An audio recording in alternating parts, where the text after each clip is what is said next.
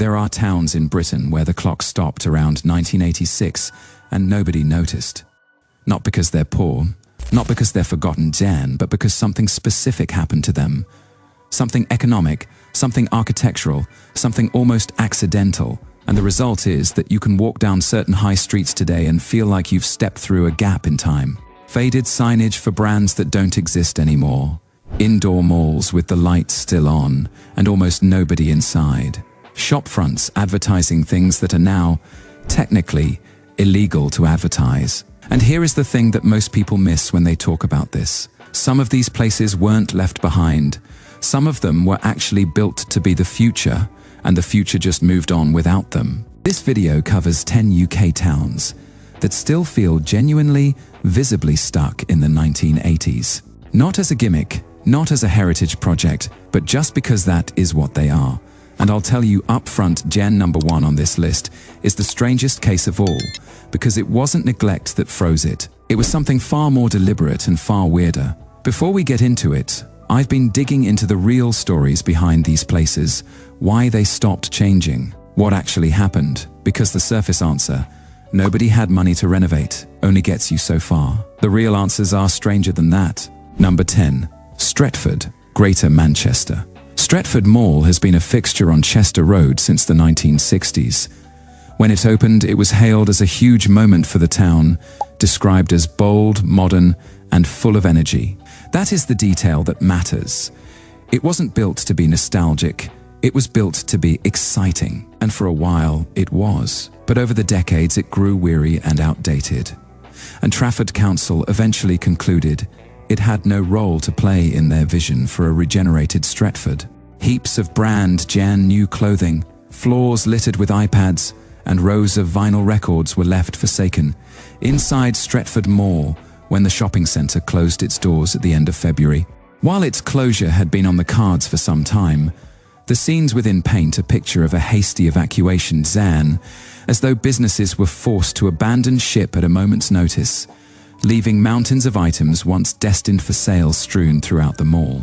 There was an upper mezzanine level that most regular shoppers had never even noticed untouched from the 1980s, including an abandoned hairdresser's that still had pictures of 80s hairstyles in the window, stock still in bags, price tags still attached, an entire commercial moment sealed. The council has secured the site, and access is not permitted to the public, with a small number of instances of unlawful access being treated as criminal matters, so you can't go in, which, honestly, makes it more compelling. Number 9. Cleckheaton, West Yorkshire. Most people have never heard of Hillard's, and that is exactly the point. Hillard's was a small supermarket chain from the north of England, bought out in a hostile takeover by Tesco in May 1987. The company was founded by John Wesley Hillard in 1885, in the West Yorkshire town of Cleckheaton. By 1951, there were over 70 stores, and by 1968, it had warehouse-sized stores in Wakefield, Lincoln, and York. In February 1987, Tesco announced a hostile takeover bid. The fiercely contested campaign was front-page news in the national press throughout its 3-month duration. On 16th May 1987, having twice been forced to increase its offer, Tesco achieved majority control with 56% of the shares, and Hillard ceased to be an independent company, ending 102 years and 4 generations of the family's service to millions of regional customers. Existing stores, such as those in Pontefract and Cleckheaton, were rebranded as Tesco, and the historic Hillard's brand ceased to exist after 102 years. So when you walk past a certain generation of Tesco in West Yorkshire, and something feels slightly off about the proportions, slightly wrong about the layout, that is because it used to be something else, something that fought back and lost. Number 8. Tower Hamlets, East London. There is a layer to the East End's vintage shopfronts that most people filming them never pick up on. Photographer Alan Dean documented the shopfronts of Tower Hamlets in 1988, and what he was recording wasn't just architecture. He described those images as capturing the last moments of the Jewish community in the area.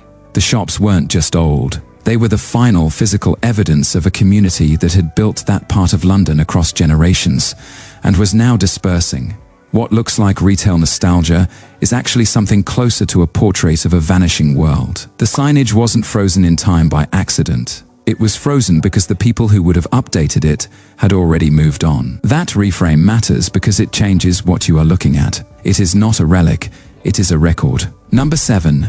Various London high streets, specifically the ones with illegal signs still hanging. Here is something that almost nobody talks about. Around London, and particularly in certain older shopping streets, you can still find original signage for Black Cat cigarettes, Army Club, and Navy Cut, old painted boards, old hanging signs, decades old. And here is the legal wrinkle. Britain's 2002 tobacco advertising ban means that signage is now technically unlawful to display publicly. Nobody has ever taken it down. Nobody has ever been prosecuted for it. The signs just hang there, advertising products in a way that has been illegal for over 20 years. And the street moves around them like they're part of the pavement.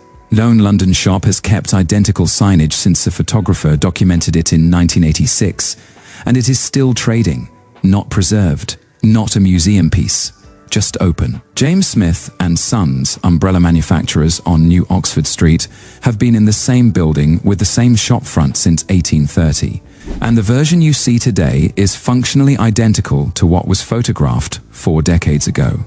It is a working 1980s shop front that happens to still be a working shop.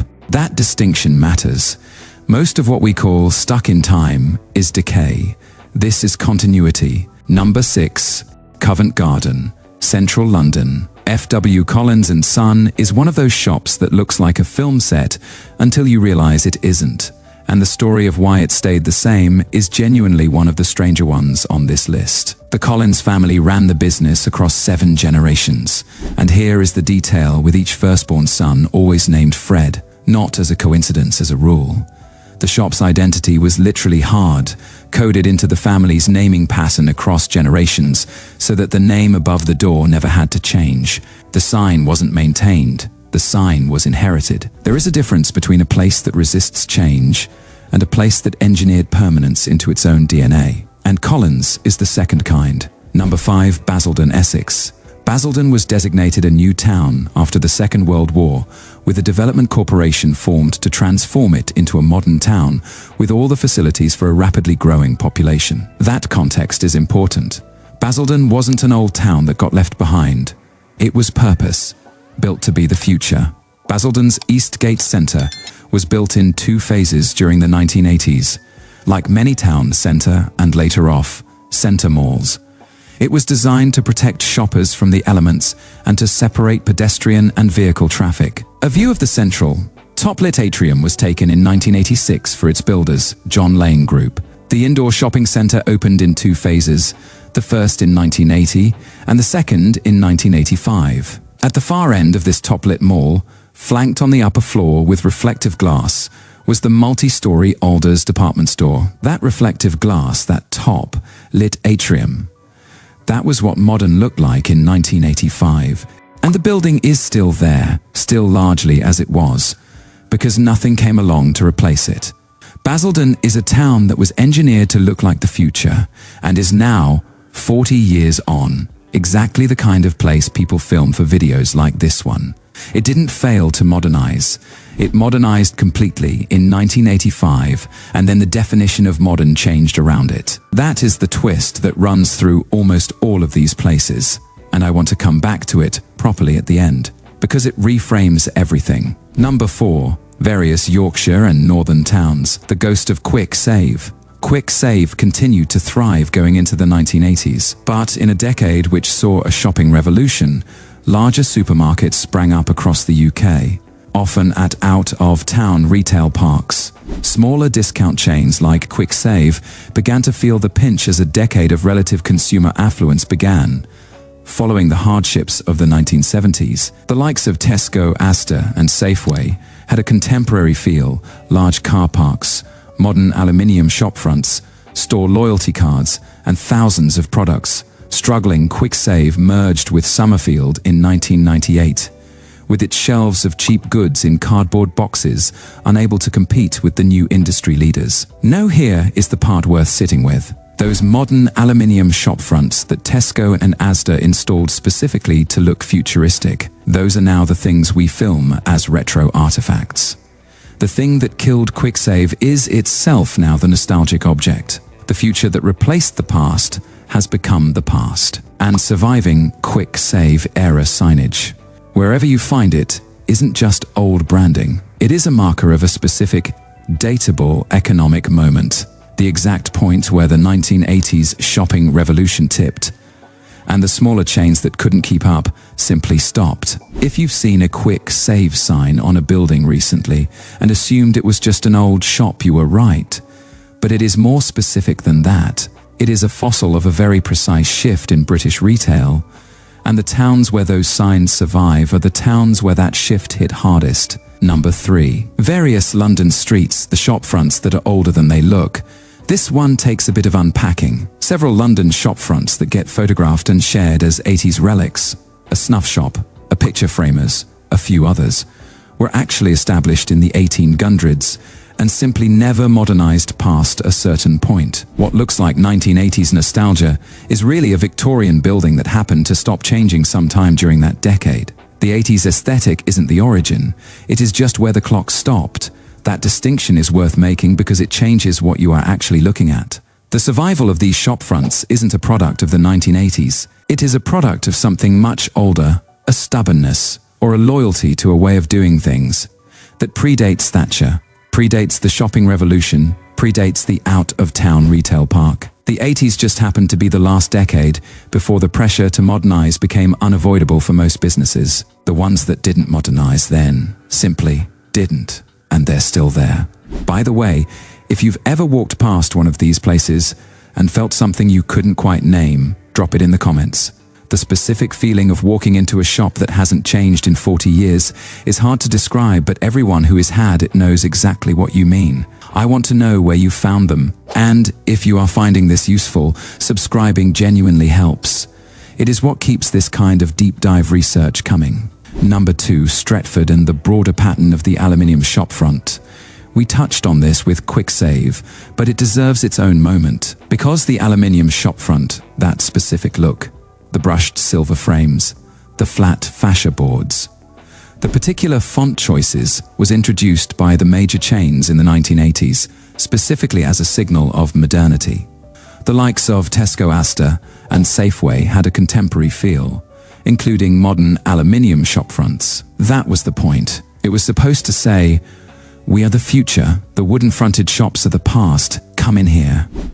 And now those aluminium fronts are themselves the past. The thing that was designed to make you feel like you were shopping somewhere new and clean and forward. Looking is now the thing that makes a street feel like it hasn't been touched since the major government. The irony is almost too neat. The modernization became the nostalgia. The future became the relic, and the towns where those shop fronts are most intact are the towns where that specific version of the future simply never got updated. Shops on traditional high streets are still trying to operate in environments designed for the 1980s. That is not just a retail problem. It is a time capsule problem, and it is visible in the fabric of the buildings themselves. Number 1. New Oxford Street, London. And the bigger truth behind all of it. James Smith and Sons. Umbrella manufacturers founded 1830. Same building, same shop front, same signage as documented in 1986. Still open, still trading. Not a recreation, not a listed attraction, not a heritage project. Just a shop that decided at some point that what it was doing was working and kept doing it. And here is what makes this the most interesting case on the list. And the thing I promised you at the start. Every other entry in this video is a place that got frozen because something went wrong. The money ran out, the anchor store left, the out-of-town retail park opened. The takeover happened, the community moved on, the future arrived and broke the spell. James Smith and Sons didn't get frozen, it chose continuity, and the result looks identical to the decay. Same aesthetic, same signage, same seal of a place that hasn't changed in 40 years, but the cause is completely different. One is a place that got left behind. The other is a place that decided where it stood and never moved. Most of what we film as stuck in time is actually loss, Hillard's swallowed by Tesco, Quick Save crushed by the shopping revolution, Stretford Mall sealed and silent with stock still on the floor. Tower Hamlets shop fronts, recording the last chapter of a community that had already left. These aren't time capsules, they're the aftermath of specific economic forces, specific decisions, specific moments where something ended and nothing came to replace it. But then there is James Smith and Sons, and Covent Garden's Collins family, naming their sons Fred for 7 generations to keep the sign above the door unchanged. And the Victorian snuff shop that looks 1980s, because that is just where it stopped. These places aren't frozen, they're anchored. The difference between a relic and a survivor is whether it knows it is still there. If you want to see more places in Britain where time did something strange, whether that is abandoned infrastructure, lost towns, or buildings that shouldn't still exist, there is a video on this channel that goes straight into that. Watch that next, and I'll see you there.